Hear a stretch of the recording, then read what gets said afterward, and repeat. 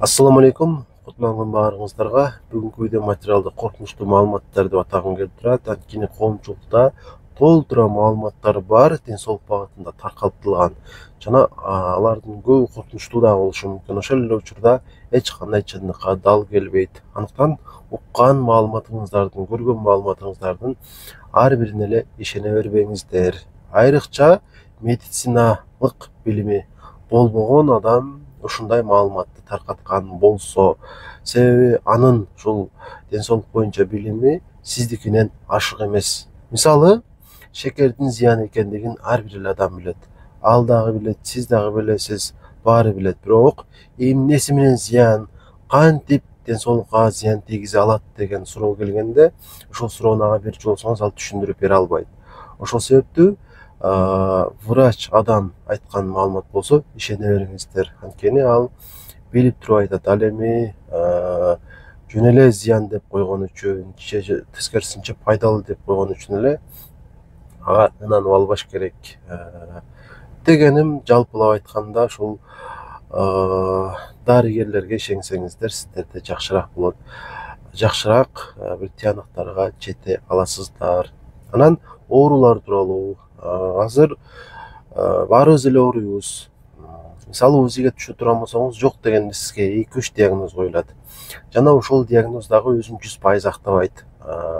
Жана ошол оору тууралуу сиз канчалык көп окуганыңыз сайын жакшы болбой эле, тескерисинче стресс болосуз. Мисалы, панкреатит деп сизге диагноз койгон болсо, сиз окуп көрөсүз, кандай диета кылыш керек, эмне дарыларды ичиш керек, бардык маалыматтарды тапсаңыз болот.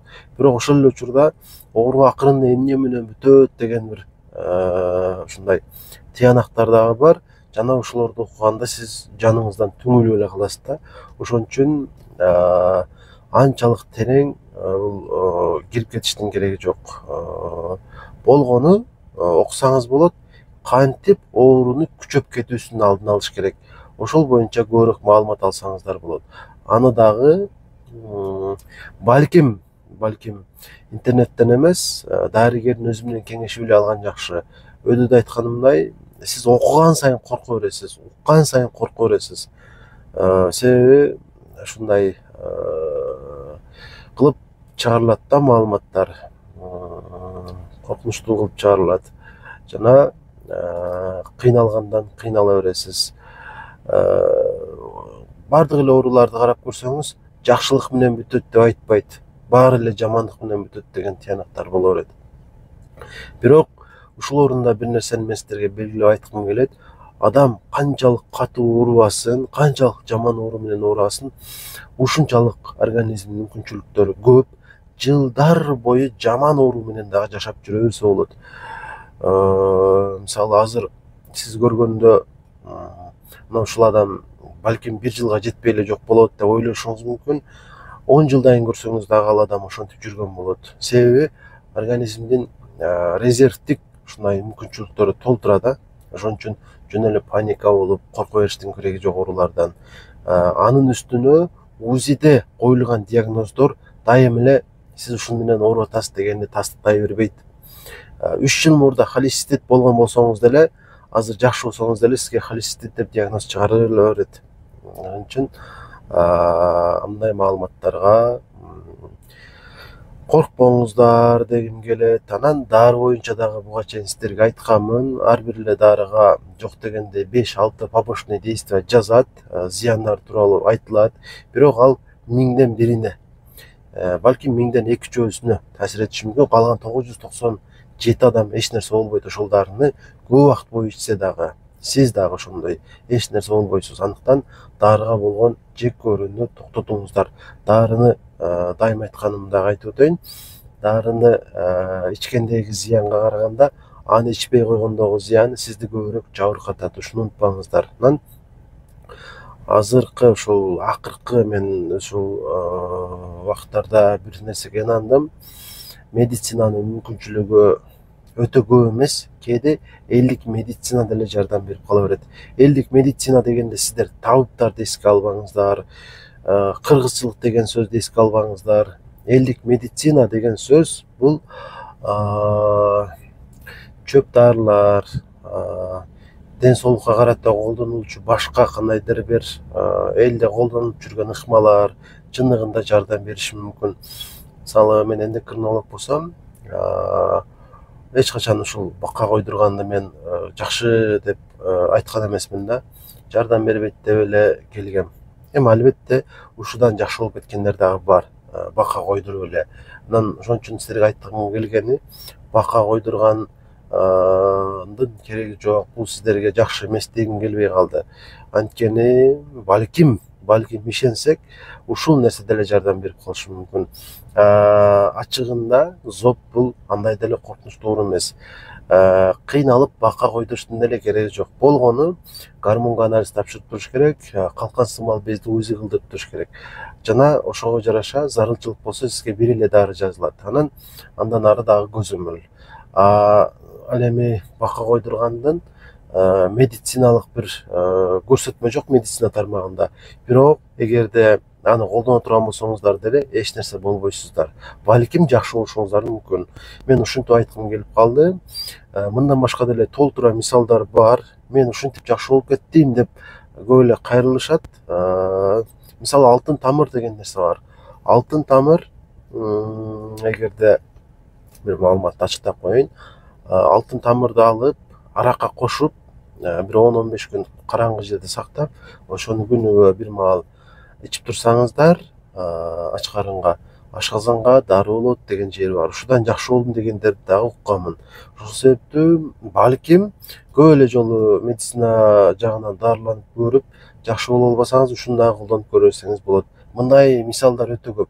Бирок бул деген сөз жанагы баттарды, компаниялардын дарыларын, витаминдерин ичиңиздер дегендик эмес. Болгону эл ичинде колдонуп жүргөн ыкмалар, дары чөптөр сиздерге андай деле зыян алып келбейт. Балким ишенсеңиздер колдонуп көрө бериңиздер.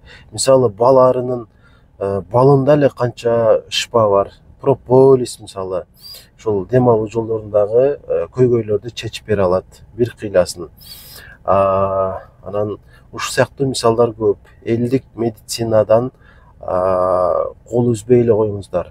Ошол дарыгер жазып берген дарыларды дагы ичиңиздер, балким укол жазса уколун дагы алыңыздар. Ошол эле учурда элдик медицинада эмне бар болсо кошо колдонсоңуздар болот. Себеби азыр ансыз деле толтура зыяндуу факторлорду өзүбүзгө берип эле жашап жүрөбүз. Алардын зыяндуулугу тууралуу эч ким ойлонбойт деле. Бирок ушул элдик медицина боюнча мына мисалы кандайдыр бир чөптү ичсеңиздер, сиздерге кандайдыр бир жаман нерсе болот деп айткандан алысмын. Ансыз деле зыянга көмүлүп эле жүрөбүз. Колдонуп көрө бериңиздер. Эгер жардам берген болсо, сонун. Ушулар боюнча сиздерде фактылар болсо, кандайдыр бир оорудан айыгып кеткен болсоңуздар, комментарийге өзүңүздөрдүн эмнеден жакшы болгондугуңуздар жөнүндө комментарийге жазып койсоңуздар жакшы болот. Башка адамдар үчүн. Себеби сиздей болуп ооругандар көп. Балким башкалардын айыгышына себепчи болуп каласыз. Ушул нерсени дагы сиздерге жеткиргим келди. Бирок бул деген сөз дары дармекти токтотуңуздар дегендик эмес.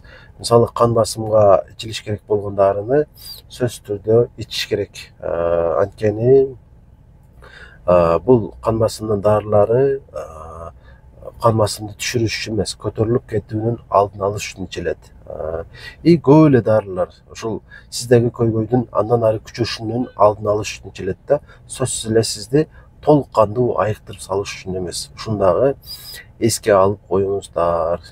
Жалпылап ушул коркунучтуу маалыматтар боюнча ушуларды айткым келди. Анан 50 эмес 60 деп коелу, 60 жаштан өткөн энелерге деп айтайынчы. Себеби эркек адамдар бир аз эле кыйналсак баары бир сездиребиз. Көбүнчө өтө кыйналып турсаңыздар дагы, мисалы муундар ооруп дейли, ашказан ичегилер ооруп турсаңыздар дагы, жалпылап айтканда ооруканага жатышыңыздарга 100% себеп болуп турса деле чыдап жүрө бересиздер да. Баарыңыздар эмес, эми албетте үй бүлө мүчөлөрүңүздөрдү, балдарыңыздарды, балким күйөөңүздү ойлойсуз, ушул акчасы кетип калбасын дегендей бир аларды аяп туруп ушул дарыланбай койгон учурлар көп да. Мен сиздерге айтарым, макул бүгүн аяп балким 10-15 миңди аяп, балким көбүрөөк акчаңызды аяп дарыланбай кое турган болсоңуз, айлар өтүп оору күчөй турган болсо, көбүрөөккө түшөсүз, көбүрөөк ушул чыгаша болуп калат сиз тараптан. Макул чыгаша болсо эч нерсе эмес, акча табылат, бирок ден соолук начарлап кетет да. Ошон үчүн айтарым, кыйналдыңызбы, зарылчылык барбы жатканы, сөзсүз түрдө дарыланып ала бериш керек. Мамлекеттик ооруканаларга жатканга бир мүмкүнчүлүк таба алсаңыз, ошол жерлерге жатыңыздар. Анан эгерде мүмкүнчүлүк болбосо, анда жеке клиникаларга деле жатып дарылансаңыздар болот. Анткени мамлекеттик ооруканалар өтө көп болбогон үчүн алар өтө кыйналган адамдарды гана, ден соолугу начар болгондорду гана жаткырат дагы, көбүнчө жаткырбайт. Ошондуктан мүмкүнчүлүк болсо жеке клиникаларга деле жатып дарыланып ала берсеңиздер боло берет. Бир жылда бир жолу, кээ бирлериңиздерге 2 жолу муктаждык болот жатканга. Бирок ар бир эле адам жатыш керек деген сөз эмес бул. Мисалы менин алдыма келген бейтаптардын көбүнө эле колуна дары жазып берем. Эч ушул жатыңыз деп айтпайм, анткени көбүнчө эле ден соолугу анчалык начар болбогондор келет. Бирок эгерде кээ бир адамдар кыйналып келе турган болсо, сөзсүз түрдө жатышыңыз керек деп настаивать этип дагы айткан учурлар болот. Анткени чындыгында ден соолук начар. Бүгүн каралбаса, эртең мындан дагы көбүрөөк кыйналат. Колуна дары жазып берген менен ал аны ичеби ичпей билбейсиң. Ушулар боюнча дагы сиздерге айткым келди. Анан дагы бир маселени козгогум келди эле азыр. Эстей албай турам. Азыр ошол негизинен анан комментарийге ушул өзүңүздөрдүн балким сунуш пикирлерди дарыгерлерге кандай болуш керек, кандай караш керек жазсаңыздар болот. Баарыңыздарга жооп бере албайм, бирок мен көбүнчө комментарийлерди окуган аракет кылам жана тыянак чыгарам өзүмчө. Ушул себептүү комментарийге ойлоруңуздарды жазсаңыздар болот. Анан анча сын пикирлерди деле жазыңыздар. Эгерде оңдош керек болсо, турган жактарыбыз болсо, аларды сөзсүз түрдө оңдогону аракет кылабыз. Анан баракчаны көбүнчө эле ушул катталбаган адамдар да көрүшөт. Албетте биз ыраазыбыз, көрө бериңиздер, бирок катталып койсоңуздар жакшыраак болот. Анткени улам жаңы чыккан маалыматты көрөсүз. Эгерде катталган болсоңуз, подписаться дегенди басып коюшуңуздар керек. Анан жалпысынан ушул бүгүн сиздерге жеткиргим келген маалыматтар. Тынч болуңуздар.